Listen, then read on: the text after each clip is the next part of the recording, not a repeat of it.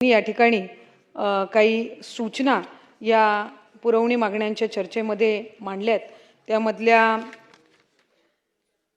बहुतांशी सूचनांवर मी या ठिकाणी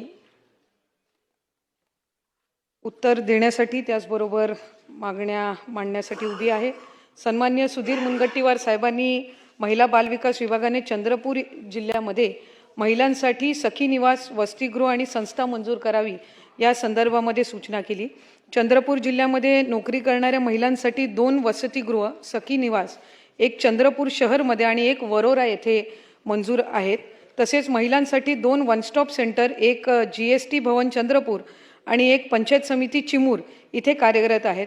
तरी सुद्धा यामध्ये आणखीन सुविधा उपलब्ध करून देण्याच्या दृष्टिकोनातून ज्या काही सूचना आदरणीय मुनगंटीवार साहेबांनी दिलेल्या आहेत त्या संदर्भामध्ये सुद्धा अधिकाधिक सुविधा तिथे उपलब्ध करून देण्याच्या दृष्टिकोनातून आणि तिथे आपण सूचित केल्याप्रमाणे गरज असल्यास आणखीन वन स्टॉप सेंटर किंवा सखी निवास च्या संदर्भामध्ये सन्माननीय आदरणीय मुनगंटीवार साहेबांच्या उपस्थितीमध्ये एक बैठक विभागाच्या वतीने आयोजित केली जाईल। सन्माननीय श्री बाबाजी काळे यांनी अंगणवाडी इमारतीच्या बांधकामाच्या संदर्भामध्ये आणि तिथल्या कंपाऊंड वॉलच्या संदर्भामध्ये त्या ठिकाणी आपल्या सूचना मांडल्या। खरं तर 3% जिल्हा नियोजनमध्ये 3% राखीव हा महिला व बालविकास विभागाचा त्या ठिकाणी असतो। त्याच्यामध्ये सुद्धा अंगणवाड्यांच्या इमारती सुचवता येत असतात। या व्यतिरिक्त सुद्धा जिल्हा नियोजनमध्ये स्वतंत्र लेखाशीर्षक हे अंगणवाड्यांच्या बांधकामासाठी आणि विशेष दुरुस्तीसाठी उपलब्ध आहे। त्यामध्ये संबंधित आमदार महोदयांनी त्यांच्या विधानसभा मतदारसंघातली जी समस्या या ठिकाणी मांडलेली आहे त्यातल्या ज्या सूचना आहेत ते सन्माननीय जिल्हाधिकारी महोदयांना देण्यात येतील आणि प्राधान्य देऊन त्यांच्या मतदारसंघातल्या अंगणवाडी इमारतींच्यासाठी निधी उपलब्ध करून दिला जाईल। त्याचबरोबर बचत गटांच्या संदर्भामध्ये त्यांनी जी काही सूचना केलेली आहे, खरं तर बचत गटांसाठी अस्मिता भवन यासाठी निधी उपलब्ध करून द्यावा अशी त्यांनी या ठिकाणी मागणी आणि सूचना केलेली आहे।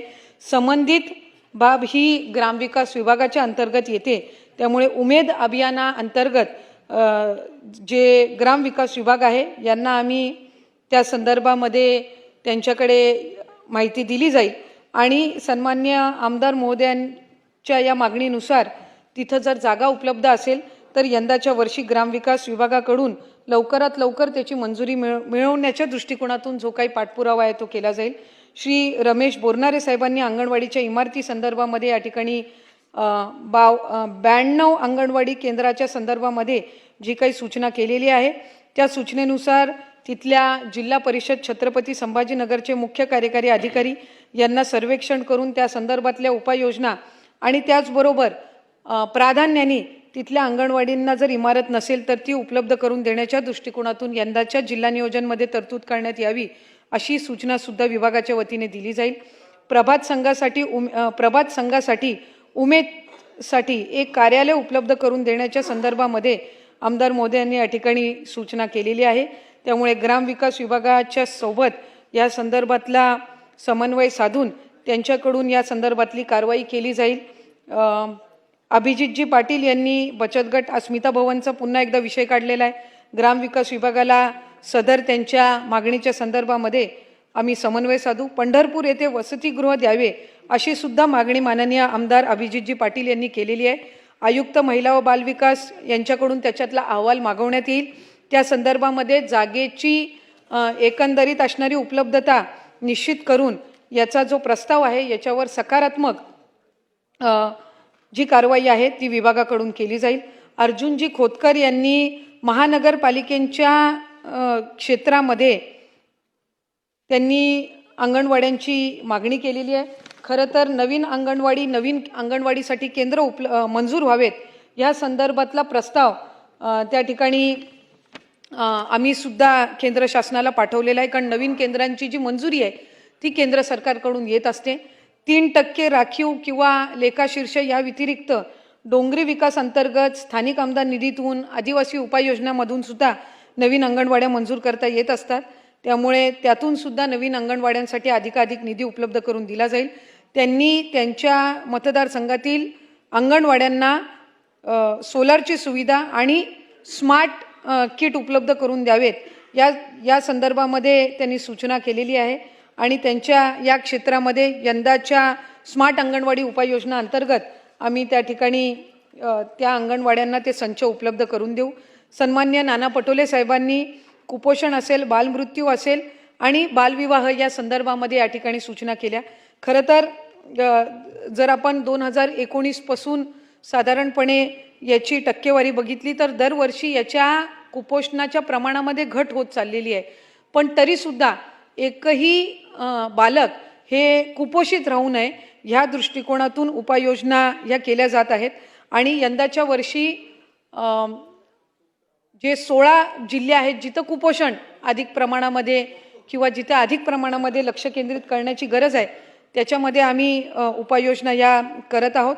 बालविवाहाच्या संदर्भामध्ये सुद्धा बालविवाह रोखण्याचं प्रमाण जे आहे हे गेल्या 3 वर्षापासून वाढलेलं आहे आणि ते अधिक वाढवण्याच्या दृष्टिकोनातून काम करत आहोत।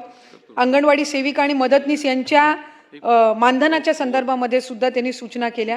खरं तर इतर राज्यांच्या तुलनेमध्ये अंगणवाडी सेविका आणि मदतनीस यांना आपल्या राज्यामध्ये मानधन हे आपण वाढवण्याची जी टक्केवारी आहे ती अधिक आहे इतर राज्यांच्या तुलनेमध्ये।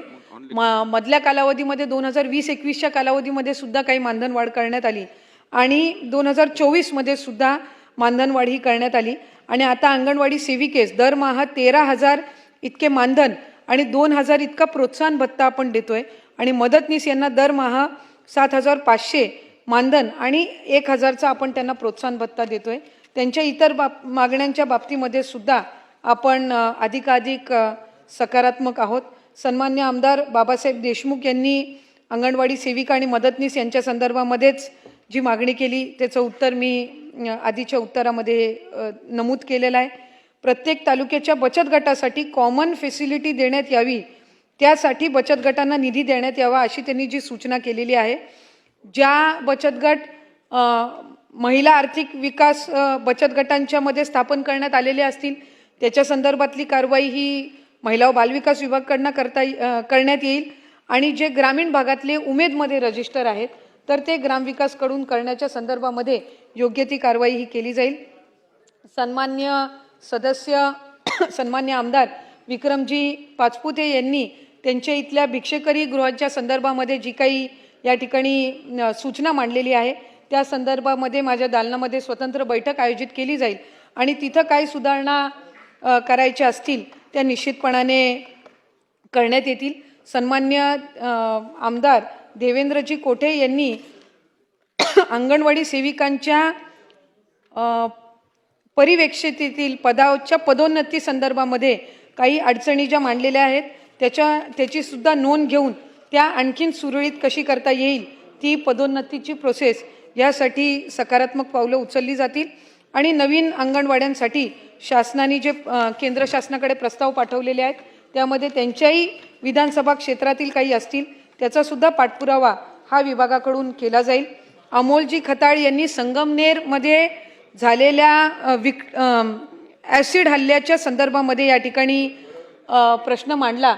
खरं तर गेल्या अधिवेशनाच्या कालावधीमध्ये ही घटना घडलेली होती आणि सदर जी पीडित मुलगी आहे तिच्या कुटुंबाकडे सुद्धा मी प्रत्यक्ष या ठिकाणी गेलेली होती आणि यांना विक्टिम कॉम्पेन्सेशन स्कीमनुसार पीडित मुलीला आर्थिक सहाय्य जे आहे ते सुद्धा केलेलं आहे, समुपदेशन सुद्धा सुरू केलेलं आहे आणि पोलीस विभागाकडून या संदर्भामधली जी कारवाई आहे ती सुद्धा करण्यात येत आहे।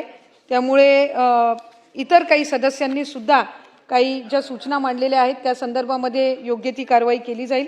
अध्यक्ष महोदय, मी आपल्या अनुमतीने महाराष्ट्र विधिमंडळाच्या सन 26-27च्या द्वितीय पावसाळी अधिवेशनामध्ये महिला व बालविकास विभागासाठी बाब क्रमांक 316 मागणी क्रमांक 1 मधील एकूण खर्चाच्या रुपये 1,734 कोटी 92,73,000 फक्त तरतुदीच्या पुरवणी मागण्या मंजूर करण्याची विनंती आपल्या माध्यमातून सभागृहास करत आहे।